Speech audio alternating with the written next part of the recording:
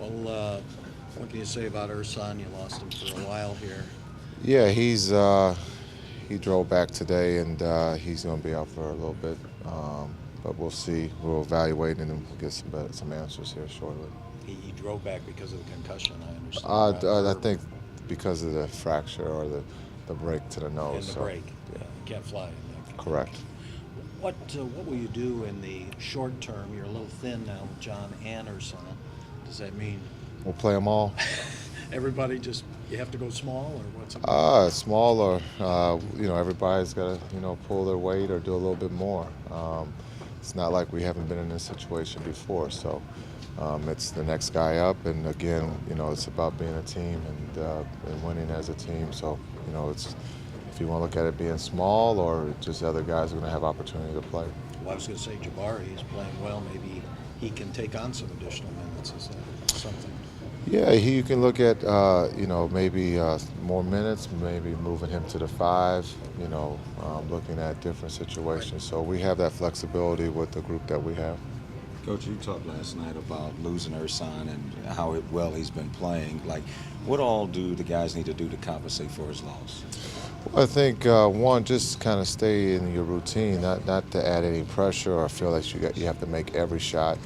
Again, Urs was playing at a high level for us offensively and defensively, and for that, we got to have guys do the little things, taking charges, being able to rebound the ball, and it also helps maybe knock down a shot or two. But the thing Urs was doing for us is, that second group, or even when he was playing the five for us, he was stretching the defense, and so we're going to need guys to step up.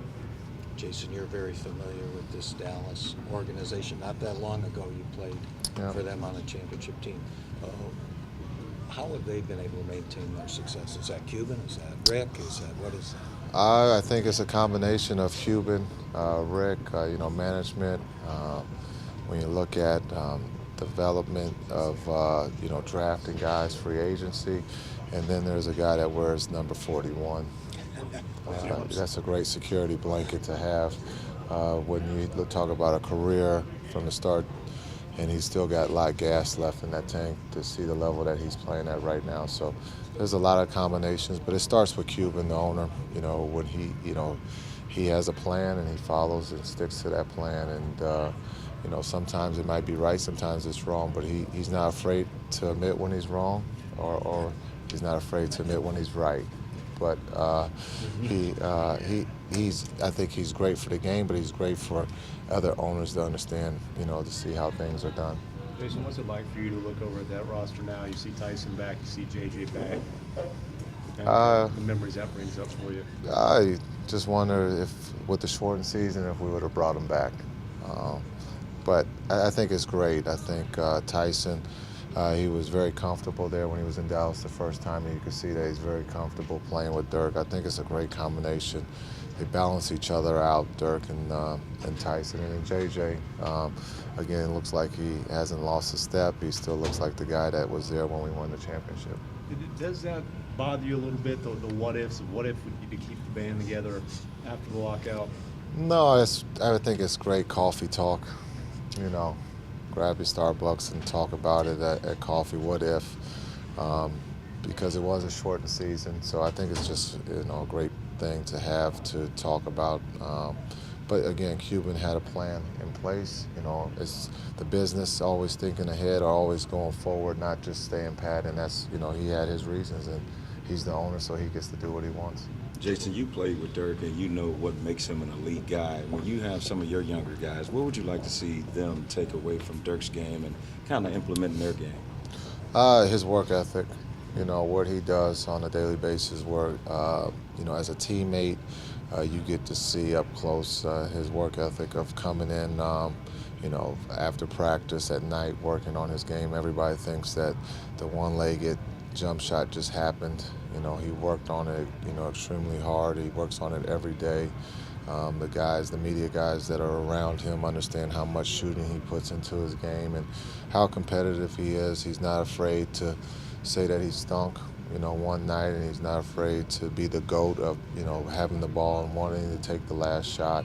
He's not afraid of that stage. He thrives in that. And so for our young guys here to understand that you're not going to make every game winner, Yeah, but you have to understand what comes with that. And not a lot of guys in this league like to be put in that position. CJ, if he doesn't go tonight, how much easier does that make your job? It makes it harder. How so? Everybody's going to feel that they get the shots Dirk gets. So I don't want to say it's harder. It's not. Don't take it the wrong way. Dirk makes the game hard as a coach to defend him because he causes so many problems. But it wouldn't be bad if he wants to rest. But again, Dallas is loaded. When you look at their lineup with their crew, that roster they got a lot of guys who can pick up the slack for them. What's it like for you to see all those guys and chit chat with Rick and those guys?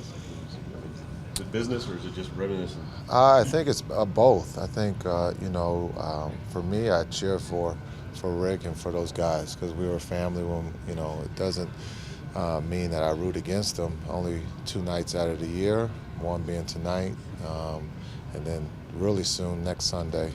But I think when you look at what we accomplished in Dallas when Rick first took over, and then where he's been at, consistently winning 50 games and being able to always have that chance to win a championship. So for me, being a coach, that's who I would, I want to learn from and understand the game from the coaching aspect of things, and hopefully we can have that same success here in Milwaukee. What do you take from him as a coach?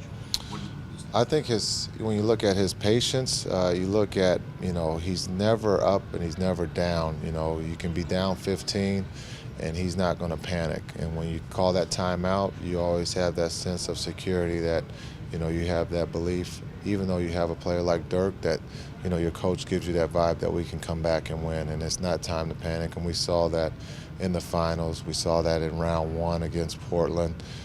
We saw it in round 2. So, being around him and understanding there's no panic in him. He's always giving you that sense of security and I think confidence to go out there and make a play or find a way to win a ball game. That offense has done well with a Hall of Fame type of point guard. It's done well now with sort of blue collar or working man point guards. What's the role of the point guard in that Dallas offense? I think one is being able to score the ball, also being able to use Dirk. He causes a lot of problems. I don't care how young he is. He causes a problem. He spreads the floor, and being able to score the ball. Ellis, Felton, you got Jameer, you got Harris, who's played with them now twice. So they understand that he causes a problem, and again, not just driving the ball, but you're going to get a lot of wide open shots because at his young age, he still can get double teamed. Jason Monte had a controversial, I would say, 1.5 years here, but now he's with Dirk, and it seems like it's just been a fit for him. When he left here, he said, I had to do it all, and in Dallas, he doesn't have to do it all. Do you think that's a good fit? Yeah, I think it's a great fit. You can see that he's playing at a very high level. He helped them win a game last night.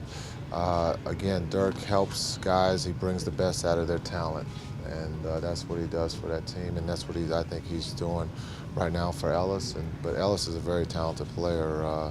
Again, for him, he's doing what he needs to, and that's score the ball.